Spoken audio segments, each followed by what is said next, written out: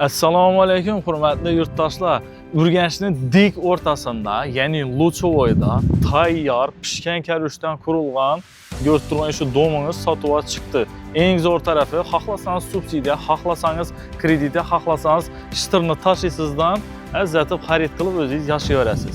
Gaz o'tgan, ya'ni hozir bilasizlar, ko'pchilik domlarda gaz yo'q, bu yerda gaz tushgan, har bir kvartirada oddiy gaz bor. Svetdan, suvdan muammosi yo'q. Eng zo'r tarafi qaranglar, oldi gengina taqlangan. Oldi tarafda bu yerda 2 dona kvartira bo'lsa, har birisi uchun bir dona mashina uchun, stanka uchun joy yetadi. Yana bu ko'rib turganingiz oldi qismi bo'lsa, orqa tarafından gengina o'zini stankasi bor. Bemalol foydalanaverasizlar. Muammo bo'lmaydi, mashinadan neda qo'yaman ekan, ballar neda o'ynaydi ekanda, ballar uchun oddiy o'zini ko'rib turganingizdek deski plashadkalari bor, keyin ko'mishlar bilan lazzat yeb o'tirib yuring tashiydigan yerlari bormi desangizlar, har bir podyezdning oldida skameykalar ustanovka qilingan, plus besetka ham bor, kattagina. Bayramlarda ajratib o'tiraversa kerak bo'lsa, shuda shashlik-pashliklarni tashkillashtirib berib, xullas ko'rib turganingizdek bu domimiz 5 etaj bo'ladi, pishgan karushdan solingan, fasad qismi travertindan chiqqan. Yani ko'pchilik domlar sari bo'lib turadi, bu sari emas, o'zi bu bogati bo'lib chiqqan, o'zi fasadni ko'rasizlar, zo'r ekanda bilasizlar. Bu yoqda yana teylari muramburdan ishlangan. Xullas aytamanku, yani sifatli bir zo'r bir kvartira qidirib bo'lgan bo'lsangiz, aynan siz uchun bo'ladi. Subsidiyaga Luchovoyda, bu yon tarafimiz Ahmadchiz, bu yon tarafimizda Saxon bobo masjidi bo'ladi. Shu yerda yana shaharning dik o'rtasi deyman-ku. Dehqon bozori boraman desangizlar, 10 minut, 15 minutda bemalol borasizlar. Bu yoqimiz Oblbanisa, bu yoqimiz yana maktab, bog'cha, xullas hamma narsa bor. Marshrutkadan umuman muammosi yo'q. Xullas shaharning dik o'rtasida kvartira qidirib bo'lgan tanishingizlar bu videoni tashlab qo'yasizlar.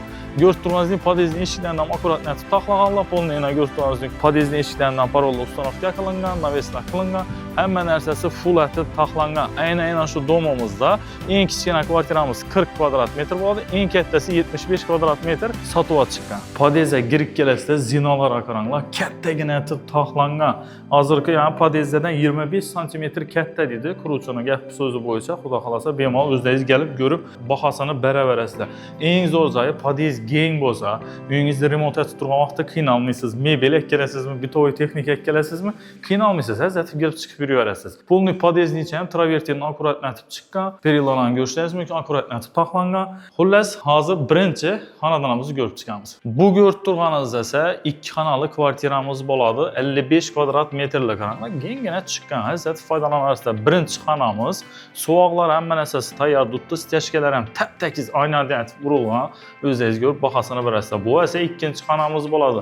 Oynalar ustanovka qilingan. Keyin ko'rib turganingizdek yana stechkalar ham tap-takiz yana durusdan qarang. O'sha shodan sifatini tushunib olaverasizlar. Eng zo'r tarafi pishgan karushdan solingan. Hozir muammo-ku, to'g'rimi? Ko'pchilik pishgan karush so'raydi. Yana siz uchun pishgan karushdan taqlangani bo'ladi. 55 kvadrat metr. Bu yon tarafimizda ko'rasizlar, yana kuxnyasi tushgan bo'ladi. Kuxnyada gazlar ham kelgan. O'zingiz oddiy gaz tushgan bo'ladi. Buni muammo etib o'tirmaysizlar, zat foydalanaverasizlar. Va albatta kuxnyaning yonida sanuzel uchun joylari tushgan. Mana polni kanalizatsiyasi, suvlari hamma narsasi tayyor turibdi. Bu ko'rganingiz 2 xonali 55 kvadrat metrli kvartiramiz bo'ladi. Bu ko'rib turganingiz esa 73 kvadrat metrli 2 xonali kvartiramiz bo'ladi. Kiraverish tushining kattagina o'zini, kengina koridori bo'ladi. Aynan shu koridordan o'ng tarafga kiradigan bo'lsangiz, birinchi xonamiz tushgan bo'ladi. Mana qaranglar, xonalarimiz kengina bo'lib tushadi. Plus bu xonadan chiqadigan bo'lsak, keyingi xonamiz esa oshxona uchun mo'ljallangan xonasi bo'ladi. Gaz turbalari tushib turibdi, polni balkon ham ko'chaga qarab turibdi, kengina etib taqlangan bo'ladi. Oshxonani ko'rdingizlar, kengina etib qoldirilgan, bemalol shunday o'zida oilaviy yeb ichib o'tiraverasizlar. Aynan oshxonadan chiqadigan bo'lsangiz, o'ng qo'limizda sanuzel xonasi joylashgan bo'ladi. Sanuzeldan polni ko'rib turganingiz, suvlari, kanalizatsiya turbalari hamma narsasi tushib turibdi. Remont natasidan ajratib yashab o'tiraverasiz. Va albatta bu ham mehmonlar kelganida o'tiradi desangizda, shunday kengina zal uchun kattagina xona qoldirilgan. Qaranglar, вообще keng tushgan, plus stechkalari, suvoqlari tap-takiz chiqqan. Hazratib yashaysizlar. Bu ko'rib turganingiz 56 kvadrat metrli 2 xonali kvartiramiz bo'ladi. Kiraverishda shunday o'zini udobniy koridori bor, plus bu yerda yana birinchi xonamiz zal uchun mo'ljallangan bo'ladi, plus balkoni ham ega bo'ladi. Aynan shu xonadan chiqaverishda ko'rishingiz mumkin, koridordan kelasizlar, ikkinchi xonamiz o'ng qo'lingizda joylashgan bo'ladi. Bu xanamız ham görüb turganingizdek spalni uchun mo'ljallangan, kengina qoldirilgan, dumon qisib tashalmagan hazrati foydalanaverasiz. Va albatta to'g'rida sanuzel joylashgan bo'ladi. Sanuzel ham ko'rishingiz mumkin. Hamma narsasi tayyor turibdi. Remont narsasidan to'g'ri yashab ketasizlar. Ya'ni kanalizatsiyasi, suvlari hamma narsasi tayyor turibdi. Sanuzelning yanında oshxonasi tushgan bo'ladi. Oshxonasida balkon ham bor, ko'rib turganingizdek. Xullas, hazzatib yashayverasizlar. Gazdan muammo yo'q, svetdan, suvdan muammo yo'q, shaharning dik o'rtasi bo'ladi. Bu ko'rib turganingiz ham umumiy maydoni 74 kvadrat metrli 2 xonali kvartiramiz bo'ladi. Kattagina o'zining shunday koridori bor.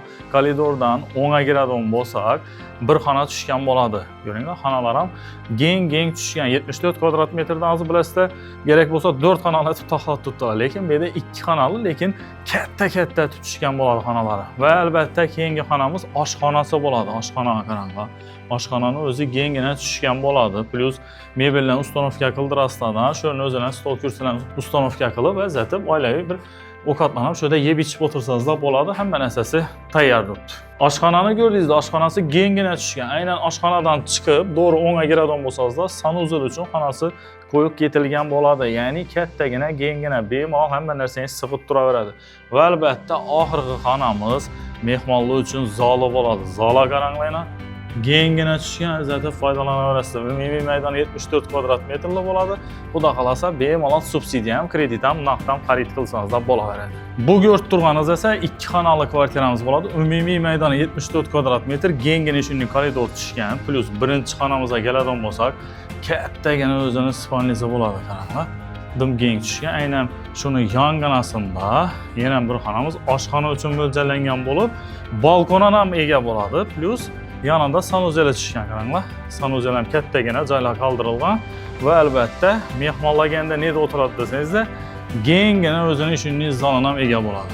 Xullas, kvartiralarni ko'rib turibsizlar, hamma yeri mo'shnatib taxlangan, pishgan karushdan solingan, gazdan, svetdan, suvdan muammosi yo'q, istagan kasandan muammosi yo'q, detskiy ploshatkasidan muammosi yo'q. Eng zo'ri lokatsiyasi shaharning dik o'rtasida, ya'ni Luchovoyda, yoningizda masjid bor, yugurib masjidga kirib chiqaverasiz. Banisa desangiz, banisa, bog'cha, maktab muammosi yo'q. Dehqonbozor ham yugurib borib, xarajat tikib yuraverasiz.